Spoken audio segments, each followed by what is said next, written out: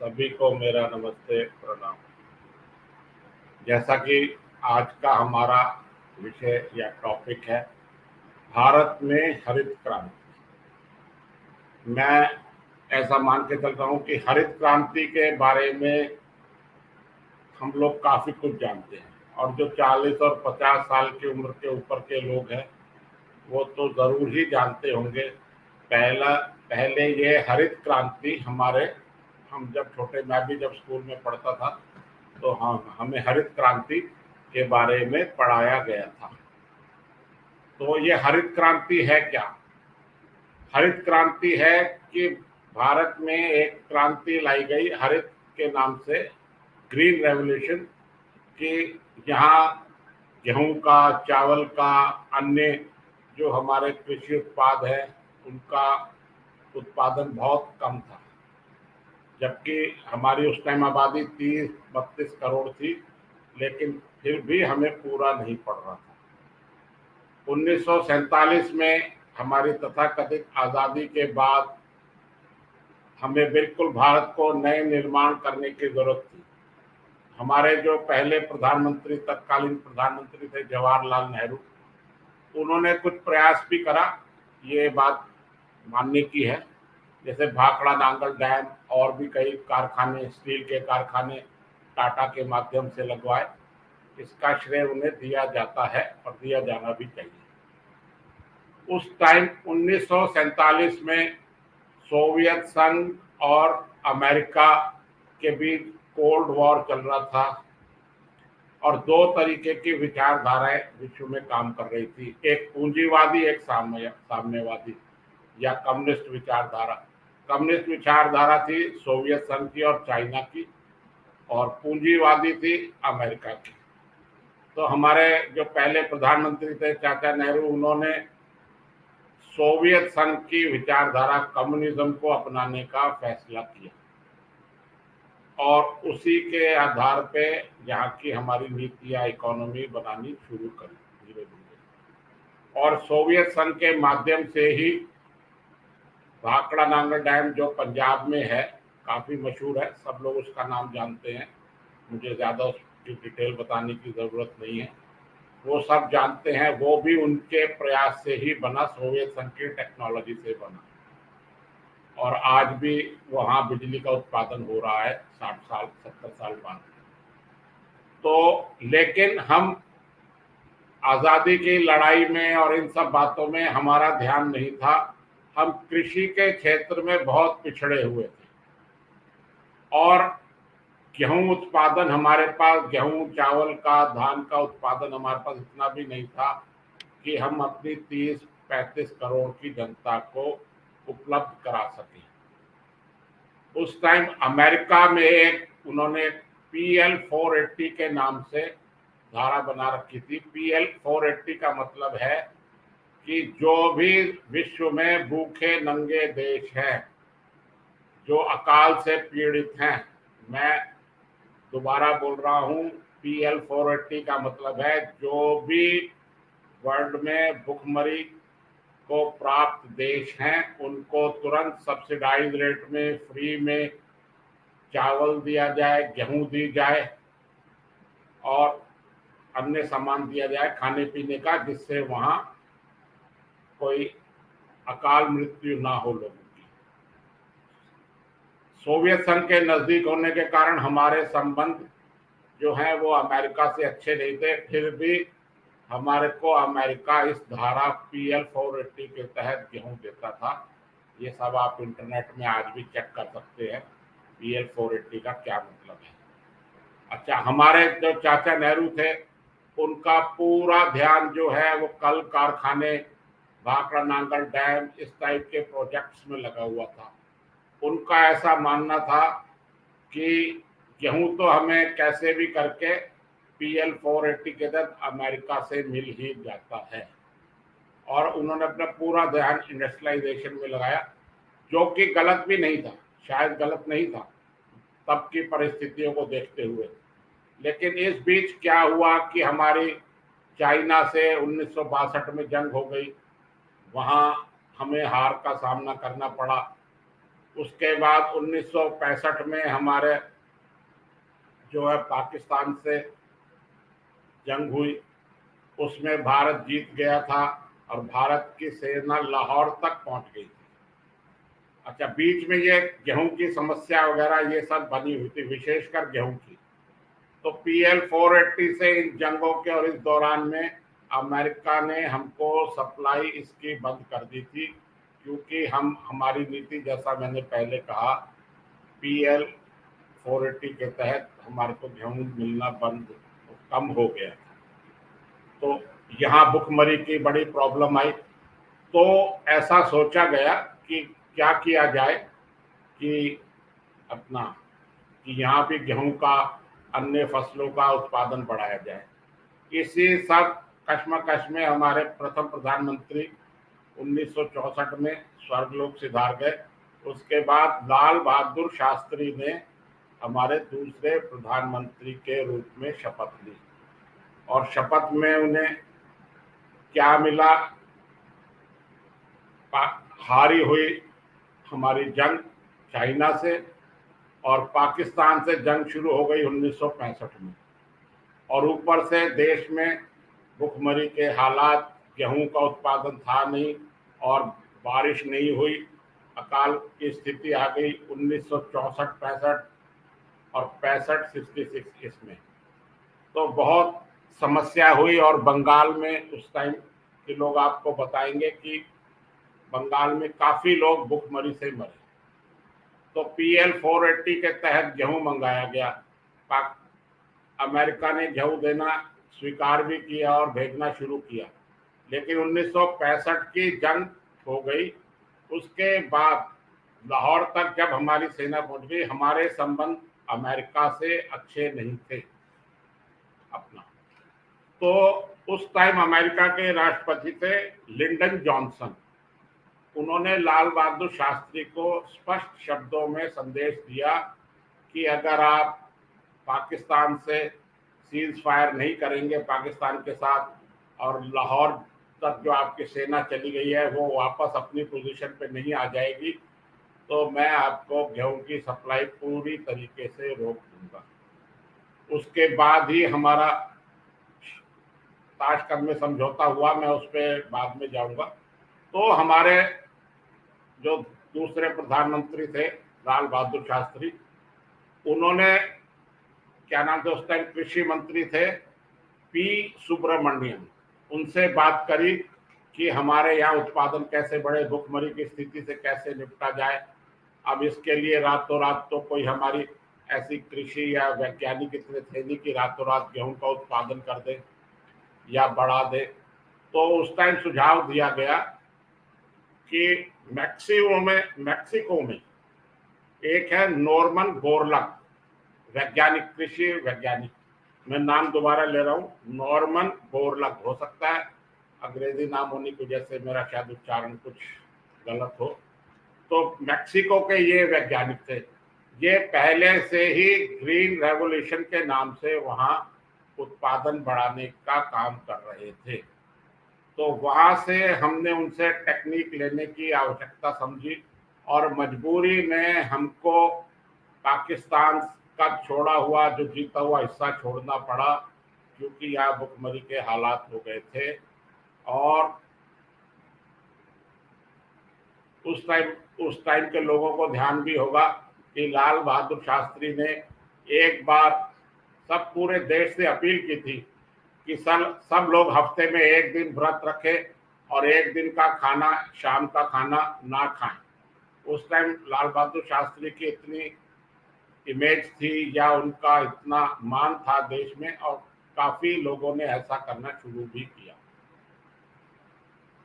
अब उस टाइम उन्होंने मनोज कुमार को भी कहा, जो फिल्म इंडस्ट्री के प्रोड्यूसर, राइटर, डायरेक्टर, एक्टर है, उनको भी एक अपनी मुलाकात में कहा कि जय जवान जय किसान पर एक फिल्म बनाओ, जिससे कि देश में एक जागृति आए, चेतना आए। उन्होंने उपकार नाम से वो फिल्म भी बनाई थी, उस पर चर्चा भी हम थोड़ी देर में कर लेंगे। लेकिन इस दौरान हमको लाल बहादुर शास्त्री जी को दबाव में ताशकंद में समझौता करना पड़ा पाकिस्तान के साथ, और वहीं समझौता करने की रात को ही शास्त्री जी की मृत्यु वहीं ताशकंद में हो गई। कुलदीप नैयर जो जाने माने पत्रकार हैं, अभी कुछ साल पहले उनका निधन हुआ है, उन्होंने भी बताया कि उनका शरीर पूरा नीला पड़ गया था।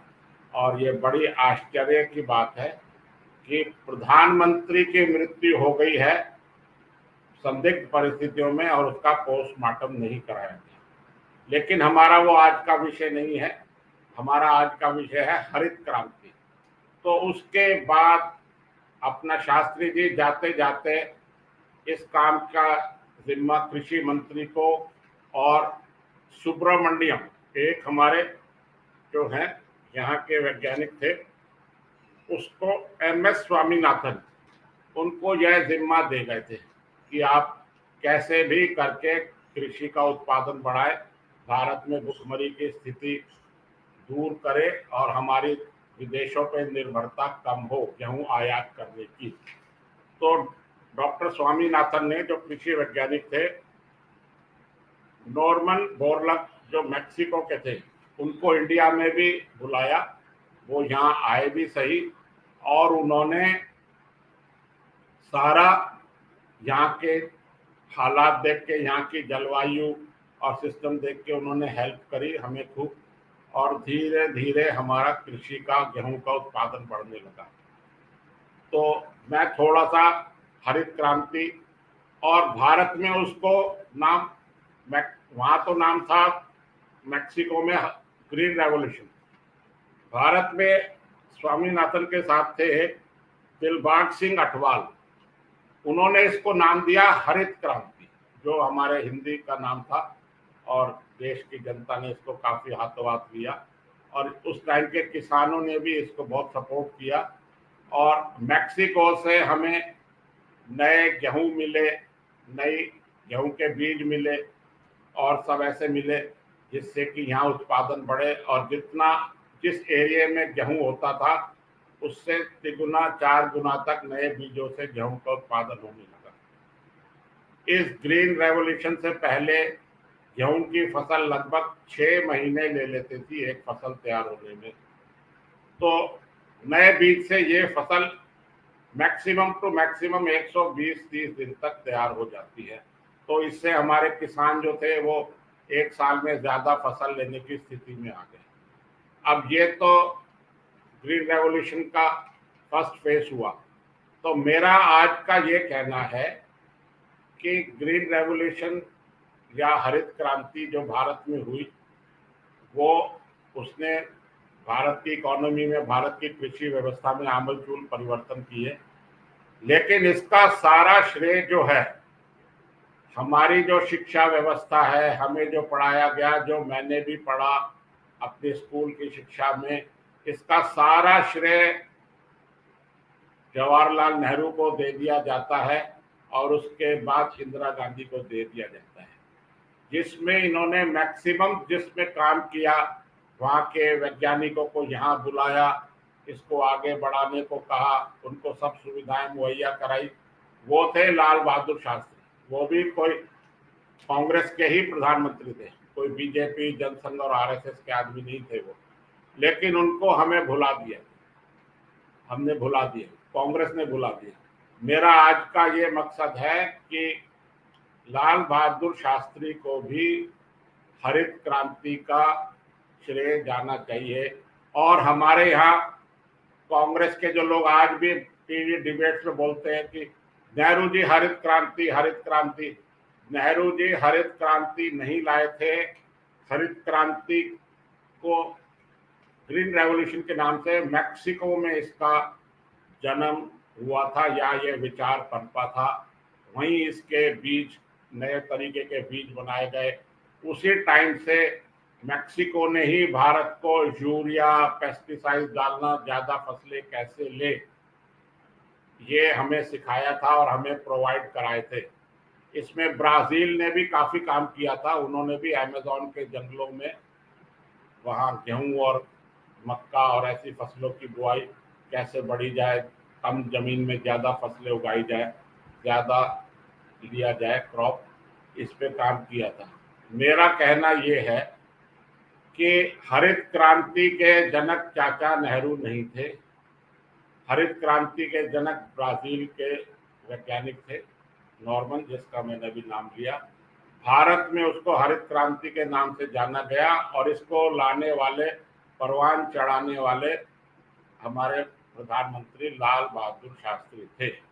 उनकी असमय मौत हो गई। उसके बाद इंदिरा गांधी ने प्रधानमंत्री पद संभाला और सेकंड फेज में पहले हमारी कृषि जो थी वो या तो बरसात मानसून पर आधारित थी या नदियों के जल पर आधारित थी। यहाँ अकाल की स्थिति होती थी। अच्छा, मैं इसमें एक बात और बता दूं यहाँ बीच में, ये एमएसपी जो मिनिमम सपोर्ट प्राइस है, जिसको लेके आज बहुत राजनीति हो रही है, यह लागू करी थी प्रथम फर्स्ट टाइम जो दी थी वो लाल बहादुर शास्त्री ने घोषणा करी थी 1965 में। 1962 में हमारी चाइना और पाकिस्तान से जो लड़ाई जंग हुई, उसमें पंजाब बॉर्डर स्टेट होने की वजह से वहाँ फसलें ढंग से नहीं हो पाई। वहाँ सेना के आवागमन से फसलों को काफ़ी नुकसान हुआ और वहाँ के किसान को निजी रूप से और आर्थिक रूप से देश को भी बहुत घाटा हुआ। तो उनके इस बात को ध्यान रखते हुए लाल बहादुर शास्त्री ने सबसे पहले एमएसपी देने की घोषणा पंजाब और ये वेस्टर्न यूपी के किसानों के लिए करी। पंजाब, उस टाइम पंजाब में हरियाणा भी शामिल था, अब हरियाणा अलग स्टेट हो गया है। तो आज जो हम कहते हैं कि चाचा नेहरू ने अपना ये एमएसपी लागू करी और हरित क्रांति के जनक थे, मेरा आज का वीडियो बनाने का उद्देश्य यही है कि उससे भारत को बहुत लाभ हुआ। आगे इंदिरा गांधी ने भी वहीं के मैक्सिको से ही सीख के यहाँ कृषि बैंकों की स्थापना करी, जो नॉर्मली कृषि को बढ़ाने के लिए ही लोन देते थे। शेड्यूल्ड बैंक बनाए यहाँ, और उसी टाइम पे यहाँ फिर यहाँ बोरिंग से ट्यूबवेल लगाने शुरू करे और हमारे यहाँ कृषि की निर्भरता जो है वो मानसून और नदियों पर कम की गई और धीरे धीरे बोरवेल और ये सब इनका किया गया। और यूरिया खाद, पेस्टिसाइड भारत में भी बनने लगे थोड़े थोड़े। अब तो खैर लगभग 90% भारत में ही यूरिया और पेस्टिसाइड का उत्पादन हो रहा है। उससे भारत को बहुत फायदा हुआ। आज भारत की 130-140 करोड़ जनता है, वो फिर भी हम कृषि में आत्मनिर्भर है। इसका श्रेय इंदिरा गांधी को भी दे दो, मुझे कोई दिक्कत नहीं है, नेहरू जी को भी दे दो, कोई दिक्कत नहीं है। लेकिन जो मेन जो लीडर थे, या मेन जो, जिसको अगर हम साधारण बोलचाल की भाषा में कहें तो वो थे हमारे लाल बहादुर शास्त्री, जिनको इसका श्रेय बिल्कुल भी नहीं दिया जाता। और ये नैरेटिव सेट कर दिया गया है कि भारत तो पहले भूखा नंगा देश था और अगर चाचा नेहरू नहीं होते तो पता नहीं क्या हो जाता। और चाचा नेहरू जब गए थे इस दुनिया से तो वो देश को भुखमरी के हालत में ही छोड़ के गए थे। ये तो बाद में धीरे धीरे समय के अनुसार चलता रहा और आज हम आत्मनिर्भर हो गए हैं। एमएसपी लाल बहादुर शास्त्री ने लागू करी थी और ग्रीन रेवोल्यूशन का, हरित क्रांति का नाम दिलबाग सिंह अटवाल, मैंने बताया, उन्होंने नाम दिया था हिंदी में। और हमें ऐसा समझाया पढ़ाया गया है कि हरित क्रांति का जो आविष्कार है, जो सोच है, जो थॉट है, उसको चाचा नेहरू ने किया था, तो ये गलत है। मेरे इस आज के वीडियो पर आप गौर करना, और ये सारी इंफॉर्मेशन सब इंटरनेट, यूट्यूब, सब पर अवेलेबल है। आप इसको चेक करें, डबल चेक करें, और कहीं गलती हो तो मुझे कमेंट करके बताएं। कहीं गलती हो तो मैं उसके लिए आप सबसे क्षमा मांग लूँगा। आपने मेरा ये वीडियो देखा, इसके लिए